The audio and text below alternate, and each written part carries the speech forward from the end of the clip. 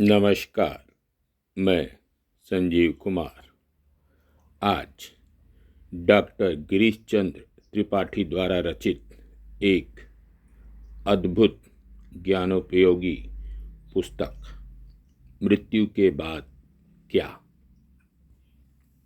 इसके सार संक्षेप को मैं आपके समक्ष प्रस्तुत करने का प्रयास कर रहा हूँ। मृत्यु के बाद क्या, life after death in Hindu philosophy, doctor Girish Chandra Tripathi. संसार में धन, मान, प्रतिष्ठा, स्वर्ग, ब्रह्मलोक प्राप्ति आदि के लिए जितने भी लौकिक या वैदिक कर्म अर्थात उपाय किए जाते हैं, वे सब सामान्य लोगों के लिए ही हैं, क्योंकि कर्म और उपासना का अधिकार व्यवहार में ही होता है। इसलिए इस संसार में धन, पुत्र, स्वर्ग आदि की इच्छा रखते हुए भी विवेकशील व्यक्ति को जहाँ तक संभव हो अपने स्वरूप का विचार करना चाहिए। को अहम कुतः आयात अर्थात मैं कौन हूँ, कहाँ से आया हूँ और कहाँ जाना है।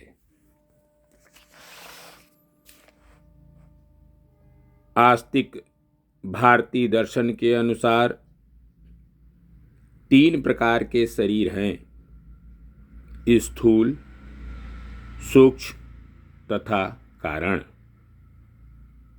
जागृत अवस्था में जिस शरीर के लिए अभिमान होता है, जो माता पिता के रज वीर्य से उत्पन्न होकर अन्न फल आदि ग्रहण करता हुआ बढ़ता है और पृथ्वी, जल, अग्नि, वायु तथा आकाश इन पंचभूतों से निर्मित हुआ है, इसे स्थूल शरीर कहते हैं।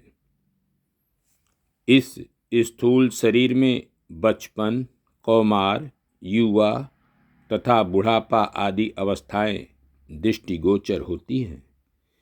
इसी में अनेक प्रकार के रोग होते हैं और जीवन मरण भी इसी स्थूल शरीर का होता है। दूसरे शरीर का नाम सूक्ष्म है। पंच तन्मात्राएं, पंच ज्ञानेन्द्रियां, पंच कर्मेंद्रियां, मन, चित्त सहित बुद्धि और अहंकार नाम सूक्ष्म शरीर है।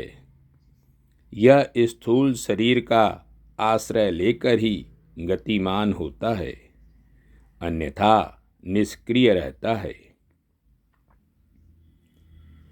योगा वशिष्ठ के अनुसार मन, अहंकार और इंद्रियां जिसके द्वारा अपने अपने कार्य में तत्पर रहती हैं, उसे सूक्ष्म शरीर कहते हैं। इस सूक्ष्म शरीर के द्वारा ही चित्त में जन्म, आयु तथा भोगने वाली वासनाओं के संस्कार एकत्रित रहते हैं। जब रजोगुण और तमोगुण से प्रभावित होकर बाहरी कार्यों से यह स्थूल शरीर थककर कार्य करना बंद कर देता है, उस स्थिति में यह सूक्ष्म शरीर भी तमोगुण से प्रभावित होकर जागृत अवस्था की स्मृति के कल्पित विषयों में कार्य करना आरंभ कर देता है, जिसे हम स्वप्न कहते हैं। तीसरा कारण शरीर है। बिना कारण कोई भी कार्य नहीं होता है, इसलिए सूक्ष्म अर्थात लिंग शरीर के मूल कारण को ही कारण शरीर कहा जाता है। 22 तत्व इस शरीर के कारण हैं, जिनसे संसार की उत्पत्ति होती है।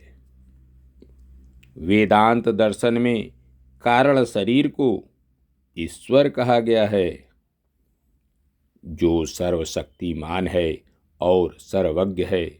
उसी के द्वारा सृष्टि उत्पन्न होती है। गीता के अनुसार सभी प्राणियों के हृदय में ईश्वर विद्यमान रहता है और वह माया के द्वारा संपूर्ण सृष्टि को उसी प्रकार नचाता रहता है जिस प्रकार यंत्र द्वारा संचालित कोई वस्तु। मनुष्य देह नहीं है, यह तो अब आधुनिक विज्ञान भी प्रमाणित करने लगा है। 7 वर्षों में शरीर के सभी अणु परमाणु नए हो जाते हैं, किंतु व्यक्ति में कोई परिवर्तन नहीं होता है। उपनिषद ग्रंथों के अनुसार मरने वाले व्यक्ति की सर्वप्रथम वाक इंद्रिय अर्थात वाणी मन में विलीन होती है, जिसके कारण वह मन ही मन विचार कर सकता है किंतु बोल नहीं पाता है। तदंतर नेत्र कान आदि इंद्रियां मन में विलीन होती हैं, जिनसे वह देख सुन नहीं सकता है। उसके बाद मन प्राण के भीतर समाविष्ट हो जाता है, तब वह कुछ समझ नहीं पाता है, सिर्फ उसका श्वास प्रश्वास चलता रहता है। तदंतर प्राण जीव के भीतर अवस्थित होता है और जीव पंच तन्मात्राओं अर्थात सूक्ष्म क्षिति, जल, तेज, वायु और आकाश में स्थान लेता है। उसके बाद हृदय में विराजमान अनेक नाड़ियों में से किसी एक में वह जीव प्रवेश कर जाता है। जीव की नाड़ी में प्रवेश से पूर्व विद्वान और अविद्वान सभी की एक समान स्थिति रहती है, किंतु मृत्यु के बाद जीव को उसके कर्मों के अनुसार गति प्राप्त होती है। सूक्ष्म शरीर जब स्थूल शरीर का परित्याग कर देता है, तब मृत्यु शब्द का व्यवहार होने लगता है। सूक्ष्म शरीर स्थूल शरीर के साथ ही सक्रिय रहता है। रात्रि में सो जाने के बाद जो स्वप्न दिखते हैं, उनकी अनुभूतियां सूक्ष्म शरीर में ही होती हैं। दिव्य दृष्टि, दूर श्रवण, दूरदर्शन, विचार संचालन, भविष्य ज्ञान तथा देव दर्शन आदि उपलब्धियां भी सूक्ष्म शरीर के माध्यम से ही होती हैं। इंद्रियां, मन, संस्कार और पाप पुण्य अर्थात कर्म सबको ढोकर अगले जन्म में ले जाने वाला सूक्ष्म शरीर ही है।